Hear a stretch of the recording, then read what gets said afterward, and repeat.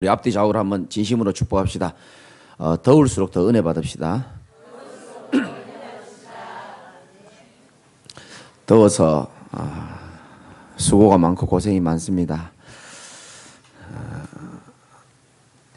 저희 집도 이제 더우니까 제 방에는 에어컨이 따로 없고 이제 거실에 에어컨이 있거든요.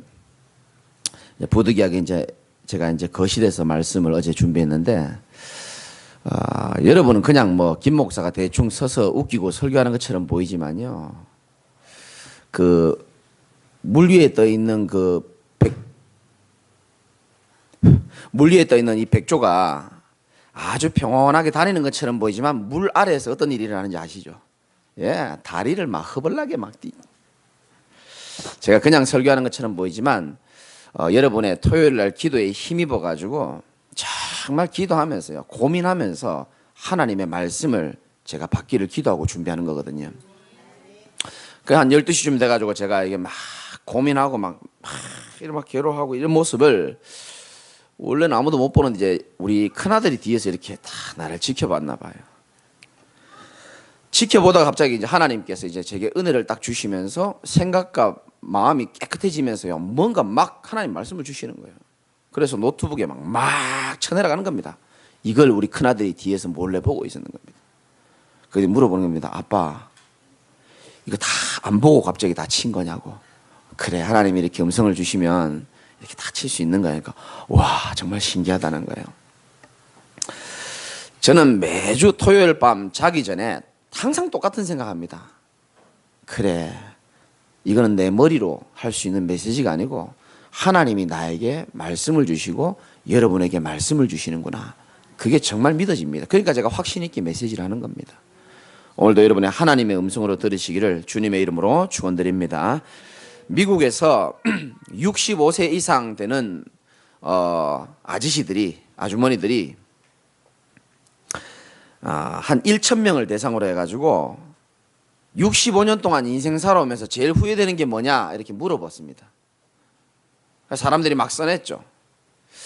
뭐 사업에 실패한 것, 뭐 가족들이랑 많은 시간을 못 보낸 것, 여행 못 간 것, 이런 것들이 나오는데 가장 많이 나온 내용 1등이 있습니다. 그게 뭐냐면 65년 동안 살아오면서 내가 염려하는 데 시간을 너무 많이 소비했다는 거예요. 그게 제일 후회된다는 겁니다.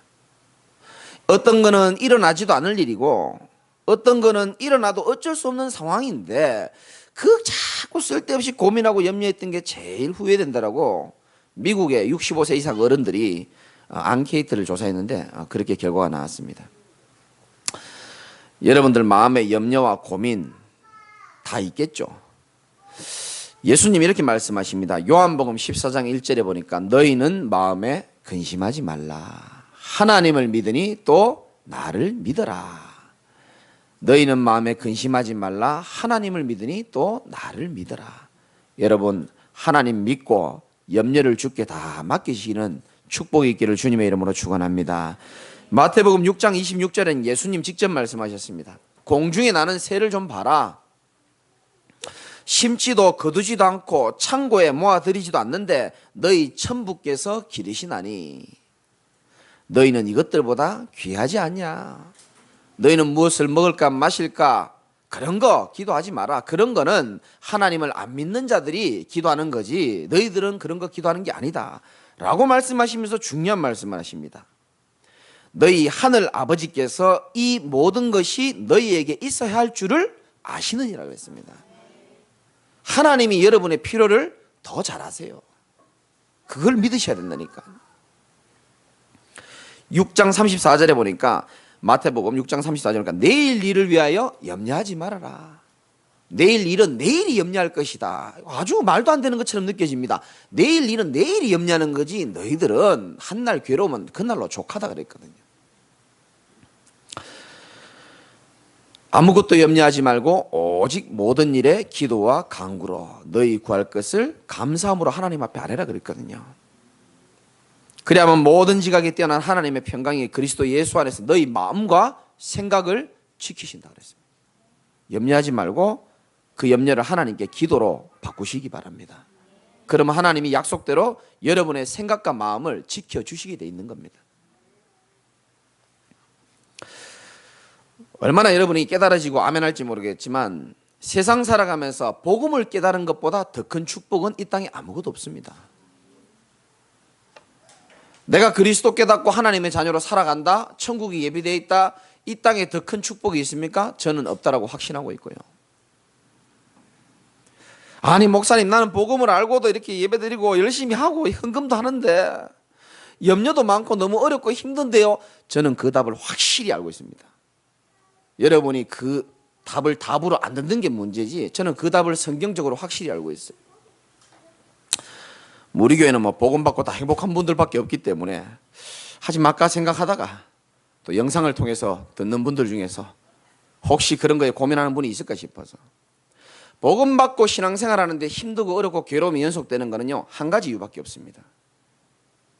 예수 믿고 나서도 내 가치 판단 기준이 세상 기준에 머물러 있기 때문에 불행한 겁니다. 그러니까 예수로 만족이 안 되는 겁니다. 불신자처럼 세상 기준이 그대로 있단 말이죠.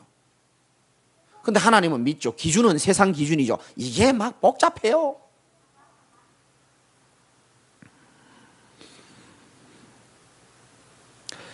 그래서 이 가치 판단 기준이 세상 기준이 되어가지고 망한 사람들이 성경에 나와요. 이스라엘 백성들.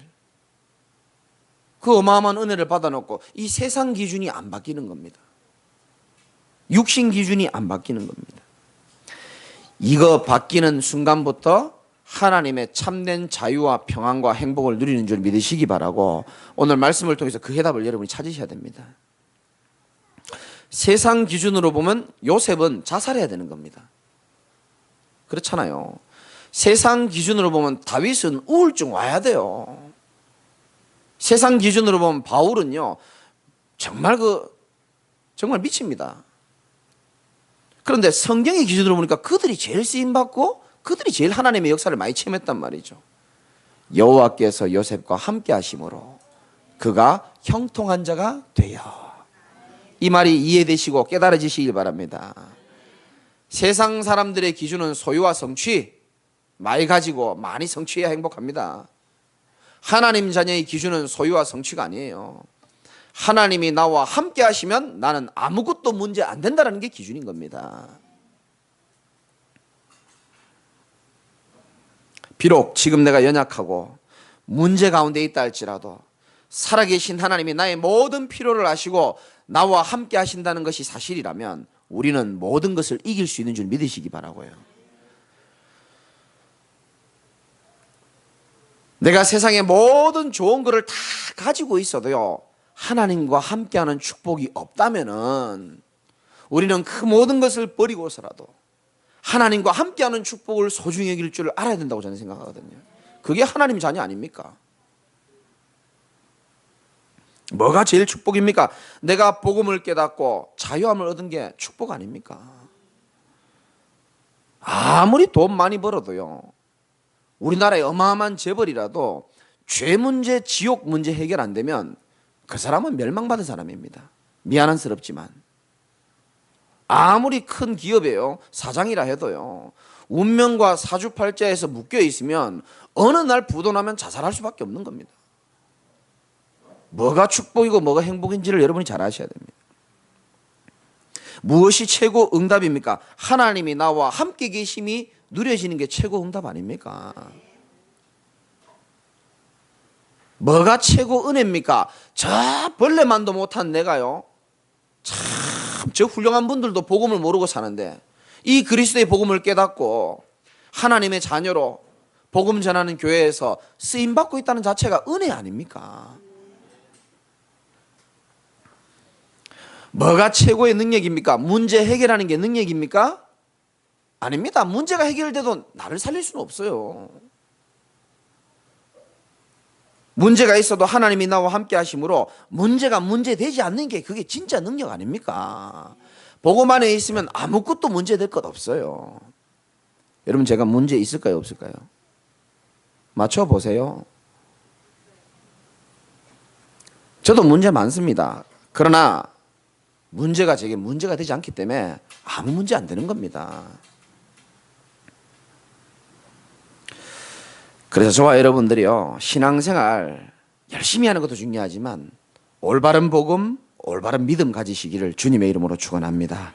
오늘 두 가지 언약을 여러분들에게 말씀을 드리겠습니다. 첫 번째는 신앙생활은 올바른 복음을 알고 올바로 누리는 것만큼 중요한 게 없습니다. 그게 제일 중요합니다. 제가 많은 기독교인들 만나봅니다. 대부분 사람들이 이렇게 말씀합니다. 아이고, 내가 좀 옛날에는 열심히 했는데, 내가 옛날에는 믿음이 좋았는데, 내가 옛날에는 금식 기도도 많이 하고, 내가 산에도 많이 다니고. 오늘 본문을 보면 여러분이 답이 나올 겁니다. 이 갈라디아 교회에요, 문제가 생긴 겁니다. 복음 전해가지고 교회를 세웠는데 갈라디아서 1장 6절에 보면 한번 읽어볼까요? 찾으신 분들만. 갈라디아 1장 6절 봅시다. 시작. 그리스도의 은혜로 너희를 부르신 이를 이같이 속히 떠나 다른 복음을 따르는 것을 내가 이상히. 아멘. 바울이 여러 교회들에게 서신서를 썼는데 다른 교회들에게는 인사도 하고 여유 있게 썼는데 갈라디아 교회는요, 여유가 없어요.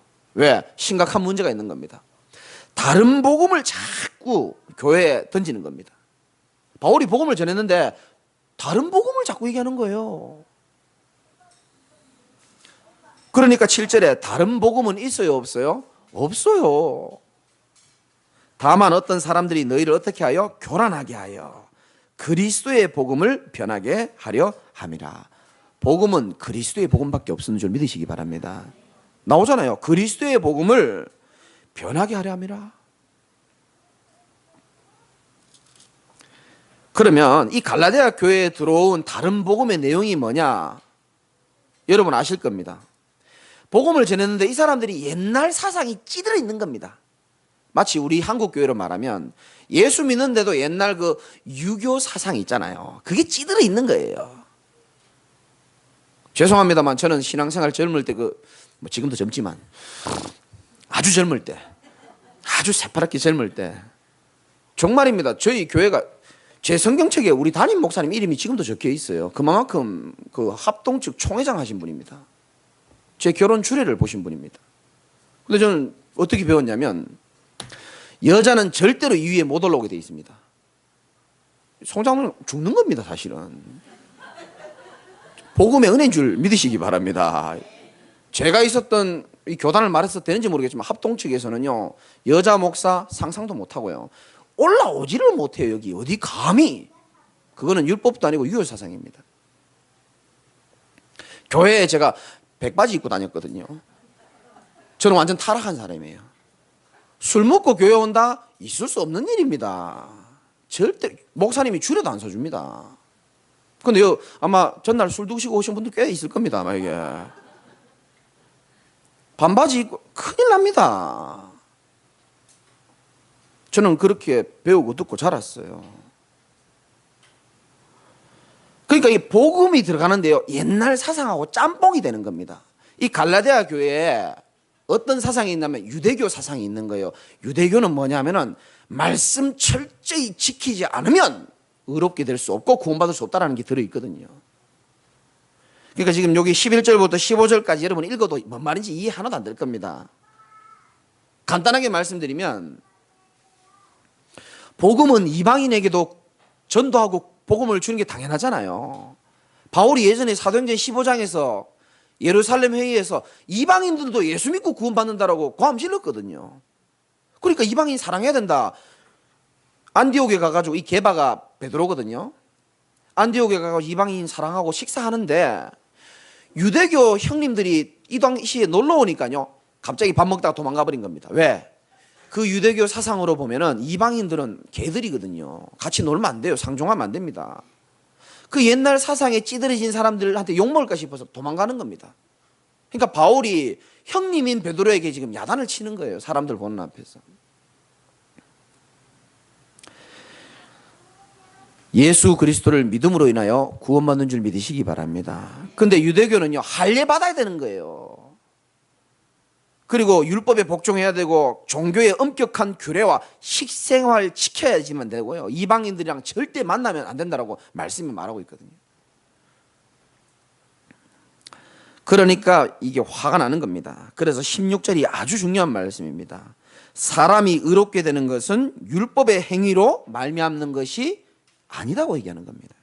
오직 예수 그리스도를 믿음으로 말미암은 줄 알므로 우리도 그리스도 예수를 믿나니 이는 우리가 율법의 행위로서가 아니고 그리스도를 믿음으로써 의롭다함을 얻으려 함이라. 율법의 행위로서는 뭐 할 자가 없다고요? 의롭다함을 얻을 육체가 없느니라. 근데 우리는 한국교회 처음에 신앙생활을 할 때 이런 게 굉장히 강했어요. 모세 율법 철저히 안 지키면요 진짜 뭐 이렇게 지옥 가는 줄 알았다니까요. 잘 들으시기 바랍니다. 이 율법의 말씀이 다 나와 있는데 이 율법의 말씀을 주신 이유는 뭐냐면은 3장 24절에 나옵니다.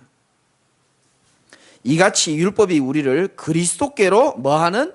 인도하는 초등교사가 되어 우리로 하여금 믿음으로 말미암아 의롭다함을 얻게 하려 함이니라. 여러분 보세요.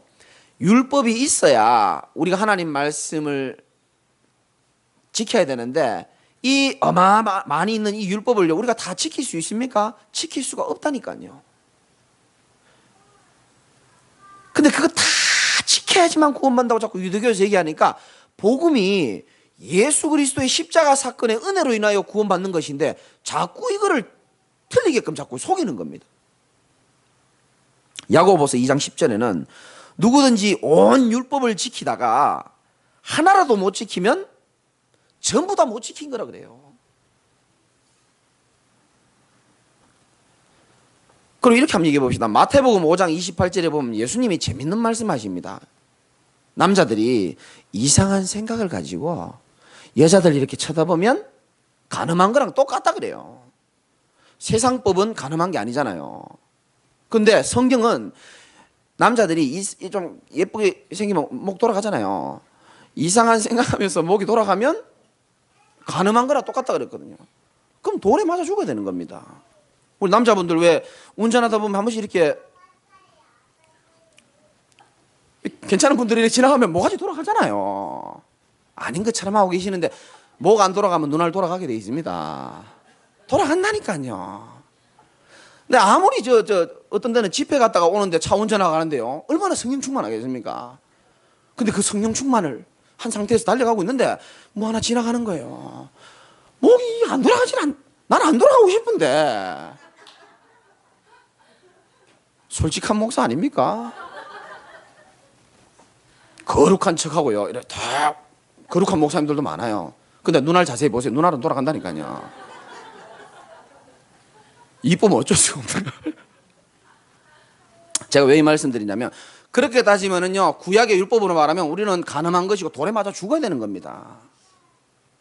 그러니까 이 바리새인들이 늘 말씀 지키는 것처럼 괜찮은 척하고요. 딱 양복 갖춰 입고요. 딱 거룩한 척하고요. 나는 그게 옛날에 믿음 좋은 줄 알았어요. 잘 들으세요. 하나님이 율법의 말씀을 주신 이유는 반드시 지키라 안 그러면 죽여버린다 이게 아니고요. 한번 지켜봐봐. 너희는 절대로 지킬 수 없는 지독한 죄인임을 깨닫게 될 거야. 그래서 너희 힘으로는 구원받을 수 없어. 그래서 내가 다른 방법을 하나 너희에게 주는데 이 모든 율법을 완성시키기 위하여 내가 메시아를 보내가지고 십자가에 죽고 부활시킴으로 인하여 그 사실을 믿음으로 인하여서 너희들이 구원받도록 할 거야. 이게 복음이라니까요. 그렇게 하나님이 구원의 길을 열어주신 겁니다. 그래서 우리가 감사하죠. 믿음으로 인하여 구원받는 거예요. 그래서 여러분 잘 보세요. 여러분 자녀도 마찬가지고 여러분도 마찬가지고 여러분 남편도 마찬가지고 왜 예수 그리스도를 시계 안 붙잡는지 압니까? 왜 복음을 붙잡지 않는지 아십니까? 내가 죄인인지 몰라요. 내가 뭔 죄를 짓는데? 이런 식입니다. 원죄를 몰라요. 그러니까 왜 율법을 하나님 주시냐면은 너희들이 죄인이고 죄 지을 수밖에 없는 인간이라는 것을 알게 하도록. 그래서 그리스도께로 인도하는 초등학교 선생님 역할을 한다는 겁니다. 내가 심각한 병이 걸렸다는 사실을 알아야 약을 먹으려고 할 거 아닙니까? 내가 심각한 병에 걸려있다는 사실을 알아야 교회 와서 구약 신약을 먹을 거 아닙니까? 근데 내가 뭔 죄를 지었는데 이런다니까요. 그래서 구약 시대에 왜 여러분 구약 시대 때는 이렇게 여러분 편안하게 에어컨 틀고 이렇게 예배 안 드렸어요.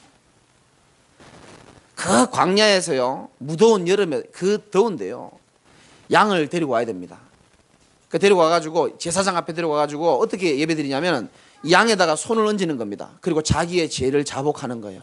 주님, 내가 남을 미워하고 도둑질한 거 죄송합니다. 용서해 주세요. 그러면 이 손대고 있는 양에게 죄가 다 넘어가는 겁니다. 그리고 그 양을 제사장과 함께요, 자기가 직접 죽입니다. 목에 칼을 집어넣습니다. 피를 줄줄 흐를 때 제사장이 피를 이렇게 세숫대야에 담아요. 그러면서 손을 찍어가지고 제단 뿔에 바릅니다. 정결하다, 정결하다 이렇게 하면서 그래 예배 드리거든요. 그럼 여러분이 상상해 보세요. 여러분들이 데리고 있는 양을 갖고 와가지고 여러분 직접 죽이고요, 그래 예배 드리면 웃음이 나오겠습니까? 어떤 생각 들겠습니까? 도대체 내 죄가 뭐길래 이렇게 짐승이 죽으면서까지 피 흘리고 고통당하면서까지 이런 의식을 치러야 되냐는 거예요. 희생이 없이는 내 죄가 절대로 해결이 안 되는가? 그래서 메시아에 대한 것을 예표시키는 겁니다. 앞으로 장차 내 죄를 위하여 더 이상 짐승을 죽이지 않아도 될 만큼 하나님의 어린 양이 오셔가지고 십자가 사건을 통하여 나의 모든 죄가 완전히 단번에 해결되는구나, 이거를 깨달으라는 겁니다.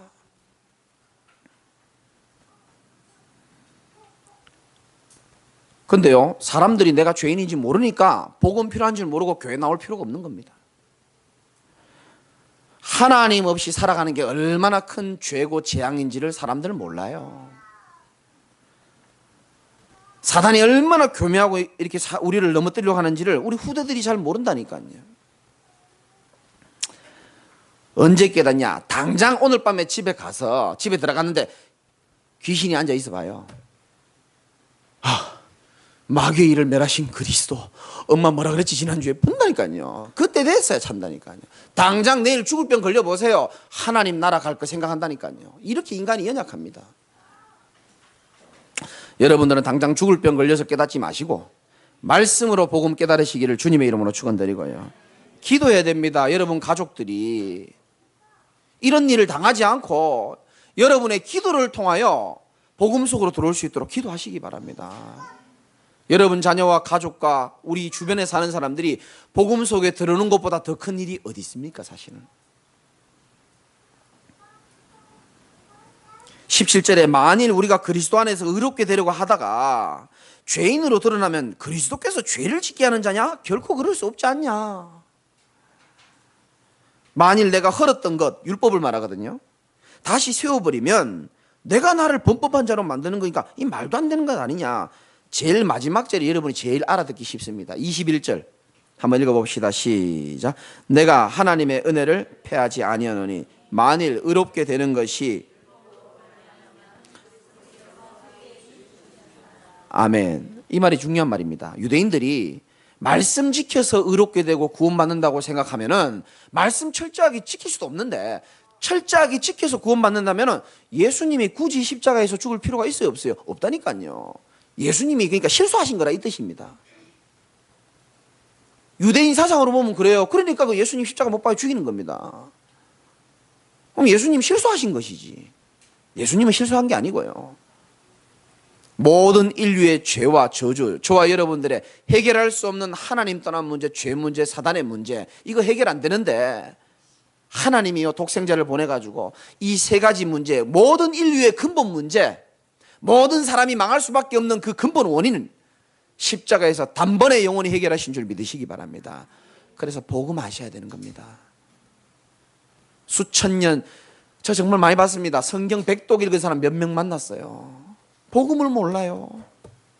죄송합니다. 이 설교를 들으시겠죠. 우리 주나 학습지 선생님이요, 너가 아버지 뭐 하시나 물어본 거예요. 너가 아버지 목사라고, 이렇게 저가 아버지 목사라고 얘기했죠. 그러면서 우리 집사람이 유튜브 사이트를 가르쳐 준 겁니다. 들어보니까 좋은 거예요. 광명에서 신앙생활 40년 이상 하신 모태신앙분입니다. 좋다 하니까 제 마음에 움직이는 거예요. 그래, 학습지 선생님 오늘은 학습지 하지 마시고 내가 복음을 전해야 되겠다. 거실에 들어오자마자 준하한테 가지 말고 내 앞에 앉으세요. 아유, 아버님 왜 이러십니까? 앉아보세요. 학습지 일한 지 얼마 됐습니까? 5년 됐다는 거예요.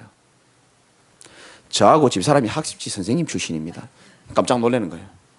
당신이 지금 무슨 생각할지도 내가 다 알고 있고, 오늘은 당신이 학습지 대상이다 그랬습니다. 금요일날 연습한 거 있잖아요. 인간은 하나님 만나지 않으면, 제가 물어봤다니까요. 뭐 죄송하지만 이해하실 거라 믿고, 교회 40몇 년 다니면서 왜 예수를 반드시 믿어야 되는지 알고 계시냐니까, 그건 잘 모르겠어요 이러시더라고요. 마음이 아프더라고 내가요. 그래서 다 설명해 주는데요. 사실이니까 이 복음을 참, 인간이 왜 행복이 없는가? 하나님 떠나서 그렇다.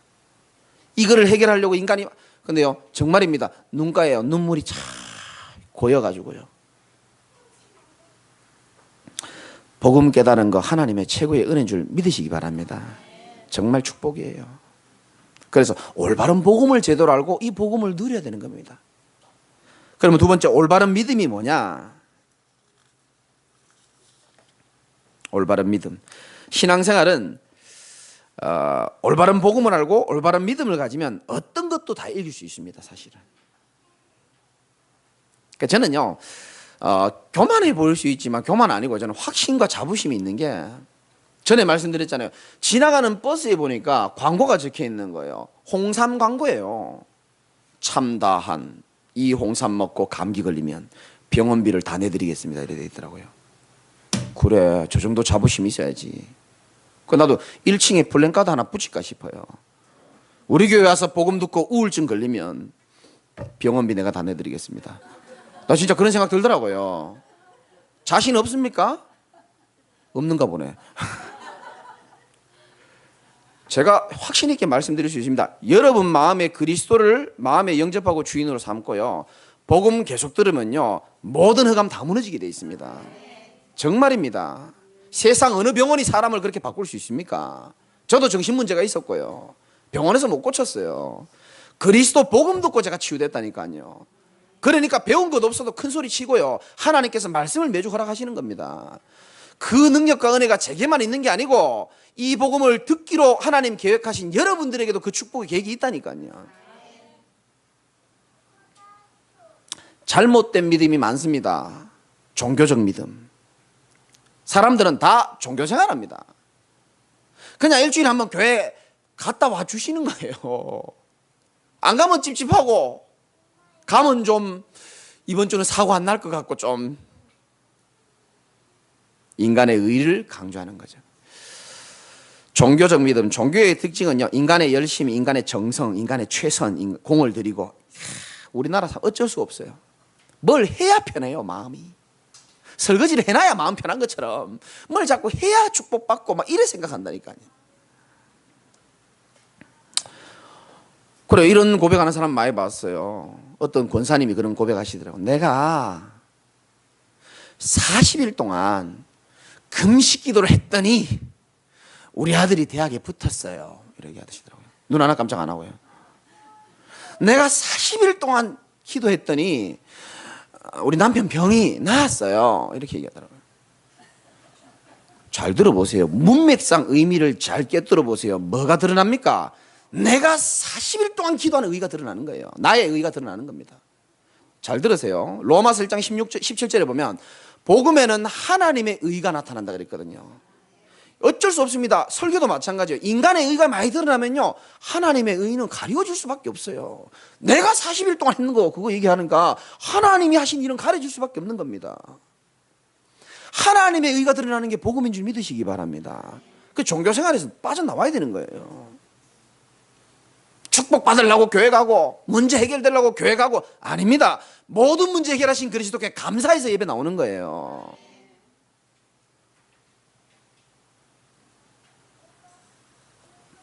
또 신비적인 믿음 많습니다. 제가 현장을 오래 다녔잖아요. 심각한 사람일수록 죄송합니다, 신비한 것에 관심이 많아요. 그래서 무속인들이 대부분 교회를 다녔고, 그 교회 제가 다 조사한 겁니다. 그 교회 특징이요, 신비주의 하는 교회가 많아요. 왜? 하나님 말씀이 안 믿어지니까 눈에 보이는 신비한 거, 그럼 막 가슴이 뛰고 막 그러죠. 막. 갑자기 십자가가 막 움직이고 이러면 막 은혜되고 막 있잖아요. 막. 그렇잖아요. 저도 신비한 거 많이 봤어요. 저도 지금도요, 신내림 한 무당이 굿하는데 제가 가면요, 굿 절대 안 됩니다. 한번 가보세요. 둘 중에 하나는 가짜인 걸 발견될 겁니다. 무당이 가짜든지 여러분이 가짜든지 나올 거예요. 어찌 하나님 자녀가 있는데 빛이 있는데 어둠이 발악을 합니까? 그리고 저는 어릴 때 봤어요. 우리 교회에서 하더라고요. 그 방언이 있잖아요. 방언을 하는데 이 방언을 더 신기한, 방언도 신기하잖아요. 라발라발라 하는 게 있어요, 그거. 나는 아무리 달라 해도 안 주시던데. 그 방언보다 더 신기한 게 방언을 통역하는 은사가 또 있습니다. 그 옆에서요, 어릴 때 봤거든요. 말 라발라발라 하는데 그걸 통역하는 거예요. 더 신기한 거는 이 통역을 하는데 뭐라 그러냐면, 제가 고등학교 때 직접 본 겁니다. 통역을 하시면서 여러분들이 지금 아픈 부위에 손을 얹으라고 얘기합니다. 막 권사님들이 막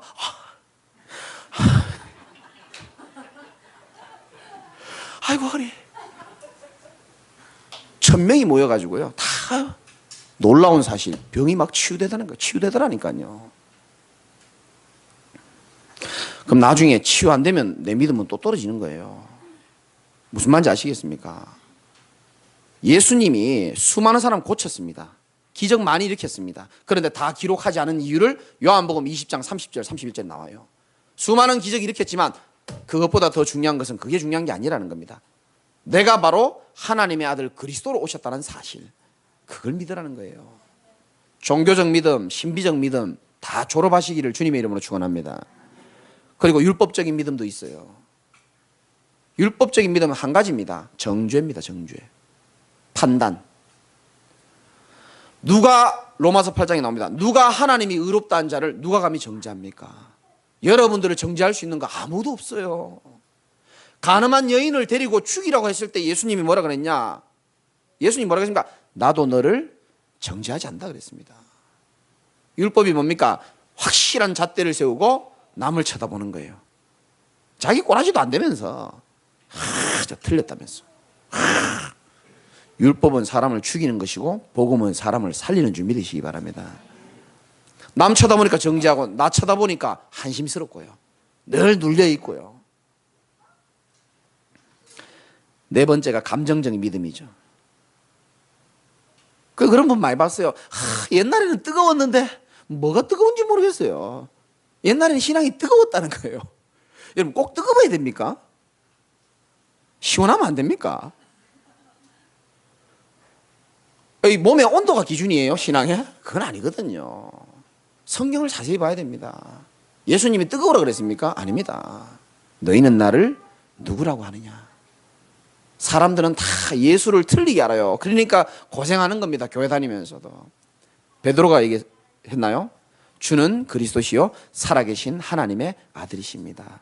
주는 그리스도시요, 주는 나와 이 땅의 모든 문제의 근원이 되는, 인간이 절대로 해결할 수 없는 저주, 재앙, 사단의 하나님 떠난 모든 문제를 십자가에서 단번에 해결하신 약속하신 메시아라는 뜻입니다. 정확하게 복음을 알고 있는 거예요. 바요나 시몬아 네가 복이 있도다.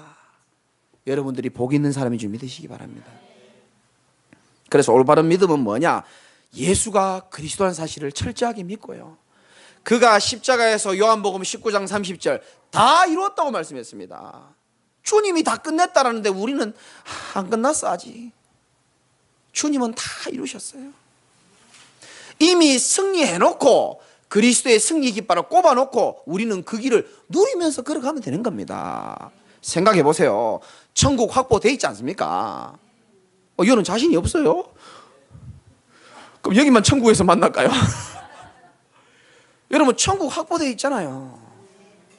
미국 가는 비행기 티켓을 끊어놓으면요, 비행기 안에서 별일이 다 있어도요, 땅콩을 엎든지 던지든지 미국 간다니까요. 땅콩 얘기 왜 나오는지 모르겠네.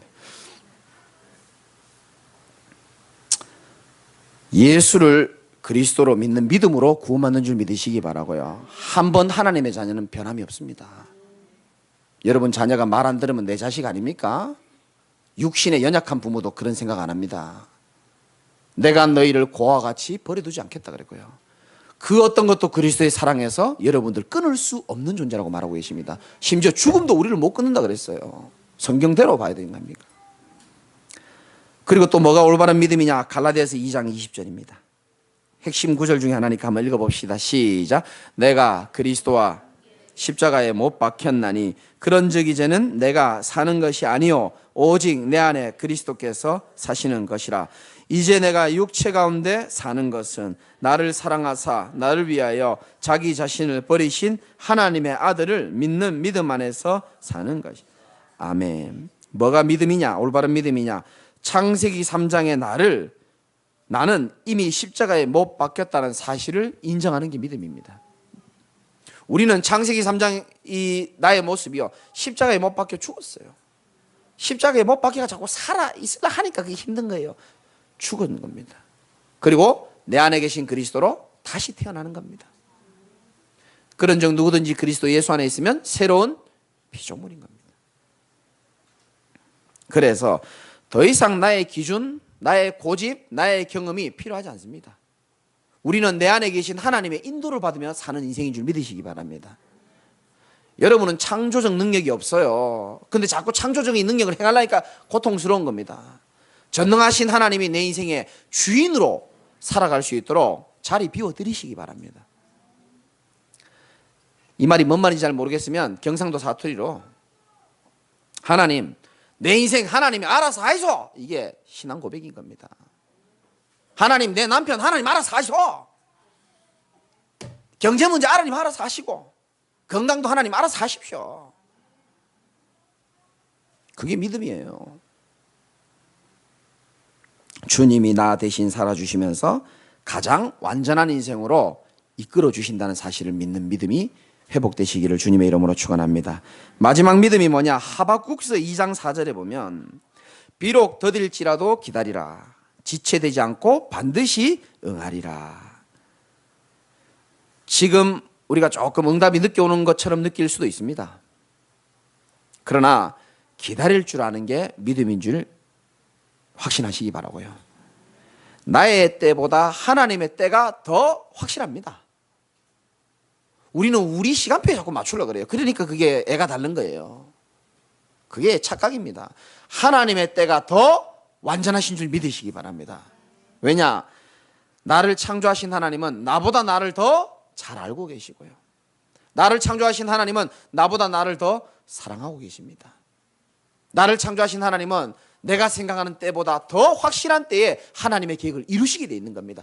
그걸 믿고 기도하며 기다릴 수 있는 믿음이 생겨야 되는 거예요. 성경적인 믿음입니다.